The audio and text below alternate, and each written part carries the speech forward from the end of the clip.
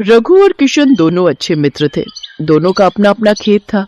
किशन मेहनती था, इसलिए अपने खेत पर मेहनत करके वो अच्छी बढ़िया फसल उगाता और अच्छे दामों में बाजार में बेचता, जबकि रघु बहुत आलसी था, इसलिए उसकी आधी से ज्यादा फसल तो उसके आलस के कारण खेतों में ही खराब हो जाती थी।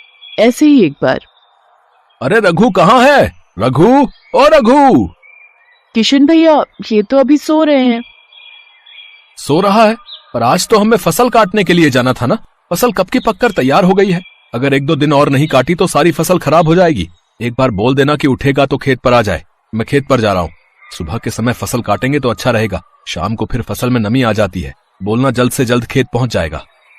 किशन खेत पर चला जाता है और अपनी सारी फसल काट कर बोरों में भर लेता है और उसी दिन बाजार में बेच भी आता है। शाम को जब किशन अपनी फसल बेचकर आता है तो रघु अभी भी घर पर ही था। किशन रघु से मिलने जाता है। क्या बात है रघु, तू आज खेत पर नहीं गया? तुझे पता है तेरी सारी फसल खराब हो रही है। अरे यार, आज ना मेरे हाथों में बहुत दर्द हो रहा है। अभी अभी डॉक्टर से दवाई लेकर आया हूँ। समझ नहीं आ रहा कैसे फसल काटूं। सुन, तेरे खेत का तो काम हो गया ना। एक काम कर, तू मेरी थोड़ी बहुत फसल काट दे। बड़ी मेहरबानी होगी। ठीक है, मैं काट देता हूँ। तू आराम कर। रघु को तो काम से बचने का बहाना चाहिए था, पर किशन तो अपनी दोस्ती निभा रहा था। वो अपने दोस्त रघु की मदद करता है, पर देर होने के कारण अधिकतर हिस्सा फसल का खराब हो चुका था। रघु, तेरे देर करने के कारण आज देख तेरी कितनी फसल खराब हो गई। बस ये थोड़ी सी ही फसल बची है, अब इसे बेचा। यार एक काम कर, तू बेचा। मुझे घर पर बहुत सारा काम है। पैसे जो भी मिले दे दियो। ठीक है, मैं बेच आता हूँ। किशन का स्वभाव बहुत ही मददगार था। वो रघु की बातों में आ जाता है। अब तो अक्सर ही रघु खेत के सारे काम किशन से करवाता। फसल उगाना, उसको बेचना। किशन अपने खेत के साथ साथ रघु के खेत भी देखने लगा। किशन अपने साथ साथ रघु का भी काम करता और रघु हर बार बहाना करके आराम से घर पर खटिया तोड़ता। पर एक रात किशन छत की सीढ़ियां उतर रहा था तो उसका पैर फिसल गया और वो सीढ़ियों से नीचे गिर गया। उसकी कमर में चोट आ गई, वो उठ भी नहीं पा रहा था। डॉक्टर ने किशन को आराम करने की सलाह दी, पर किशन चिंता में था। शांति, अब क्या होगा? मटर की फसल पककर तैयार होने वाली है। मैं खेत पर नहीं गया तो फसल खराब हो जाएगी, बहुत नुकसान हो जाएगा। शांति, तुम चिंता क्यों करते हो? तुम अपने दोस्त रघु की कितनी मदद करते हो। अपने खेतों के साथ साथ तुमने रघु भैया के खेतों को भी संभाला है। तुम रघु भैया को बोल दो कि वो मटर की फसल काट देंगे। हाँ, तुम ठीक कह रही हो शांति। आखिर मुसीबत में मेरा दोस्त ही तो मेरे काम आएगा। किशन ने रघु से जब मदद मांगी, रघु ने साफ इनकार कर दिया। अरे यार किशन, तू तो जानता ही है, मेरे को तो वैसे भी ज्यादा काम करने की आदत नहीं है। मैं अपने खेतों में बड़ी मुश्किल से काम कर रहा हूँ। मेरी भी फसल तैयार हो गई है। अब मैं अपनी फसल काटूं या तेरी? भाई तू कोई और इंतजाम कर ले, मेरे बस का नहीं है। अच्छा, मैं चलता हूँ, मुझे खेत पर जाना है। रघु, मैंने भी तो तेरे लिए हमेशा काम किया है। आज तू मुझे साफ मना कर रहा है? हम दोनों तो दोस्त है ना।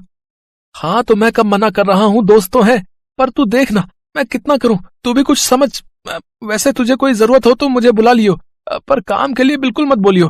काम मेरे बस का नहीं है। मुझे काम के नाम पर बुखार आ जाता है। मेरे पास फालतू बातों का टाइम नहीं है, मैं जा रहा हूँ। किशन हैरान रह गया। जिस दोस्त के लिए वो हमेशा हाजिर रहता था, आज वही दोस्त मतलबी बन गया। मुसीबत में काम नहीं आया। किशन की आंखों में आंसू आ जाते हैं। उसका साथ देने वाला कोई भी नहीं था। एक दिन किशन हिम्मत करके शांति के साथ किसी तरह खेत पर पहुंचा तो वो हैरान रह गया। उसकी मटर की सारी फसल सड़कर खराब हो गई थी। हे भगवान, मैंने कभी किसी का बुरा नहीं किया, मेरे साथ ही ऐसा क्यों हुआ? मैंने तो मुसीबत के समय अपने दोस्त की हमेशा मदद की थी। आज अगर वो मेरा साथ देता तो मेरी मटर की फसल बच जाती। शांति, अब क्या करेंगे? फसल खराब हो गई है, सब कुछ खत्म हो गया। शांति, लक्ष्मी मैया हमसे रूठ गई। लक्ष्मी मैया, आप तो अन्न धन की देवी हो, मेरी मदद करो मैया। आप सही कह रहे हो। आपने हमेशा रघु भैया की मदद की और उन्होंने मुसीबत में आपकी मदद नहीं की। पर आप भगवान पर भरोसा रखो, सब ठीक हो जाएगा। किशन बहुत रोता है। उसी समय आकाश मार्ग से भगवान विष्णु और देवी लक्ष्मी गुजर रहे थे। माता लक्ष्मी ने देखा कोई दुखी भक्त उन्हें याद कर रहा है। उनकी नजर किशन पर पड़ी। देवी, आपका भक्त आपको याद कर रहा है और आप तो अन्न धन के भंडार भरने वाली हैं। अपने भक्त की सहायता कीजिए देवी। स्वामी, जब भी कोई भक्त मुझे सच्चे हृदय से याद करता है तो मैं उसकी सहायता अवश्य करती हूँ। मेरे आशीर्वाद के रहते धरती पर रहने वाले अच्छे लोगों के साथ कभी गलत नहीं होगा। उनके धन के भंडार कभी खाली नहीं होंगे। किशन बहुत ही दयालु और मैत्री स्वभाव का है। उसके मित्र रघु ने उसके साथ बहुत गलत किया है, पर हर व्यक्ति को उसके कर्मों के अनुसार ही फल मिलता है। किशन ने हमेशा अच्छे कर्म किए हैं, इसलिए उसके साथ अच्छा ही होगा। इतना कहते ही देवी लक्ष्मी आशीर्वाद के लिए अपना हाथ उठाती हैं और देखते ही देखते किशन के खेत में हरे मटर की फसल लहराने लगती है। उसका पूरा खेत हरी हरी मटर से भर गया था। ये देखकर किशन और शांति दोनों हैरान रह जाते हैं। शांति, ये सब क्या है? ये तो कोई जादू प्रतीत होता है। अभी कुछ देर पहले तो मेरे खेत की फसल खराब हो गई थी, पर अब एकाएक खेत में हरे हरे मटर की फसल लहराने लगी है। ये सब देवी लक्ष्मी की कृपा से ही हुआ है। आपने उनको याद किया और उन्होंने हमारी मदद कर दी। अब आप और मैं मिलकर धीरे धीरे सारी फसल काट लेते हैं। किशन और शांति देवी लक्ष्मी का ध्यान करके उन्हें धन्यवाद कहते हैं। उधर रघु की सारी फसल खराब हो गई थी क्योंकि उसने आलस किया और अपनी फसल को नहीं काटा। पहले किशन उसकी फसल काटने में मदद कर देता था, इसलिए उसकी कमाई हो जाती थी, पर आज उसके पास पैसों की कमी हो गई थी। पर किशन को समझ आ गया था कि रघु स्वार्थी है, इसलिए उसने उससे मित्रता तोड़ दी। रघु को सबक मिल गया। उसने अपना बहुत ही अच्छा मित्र खो दिया। इस कहानी से हमें यही शिक्षा मिलती है कि सच्चा मित्र वही होता है जो मुसीबत में काम आता है।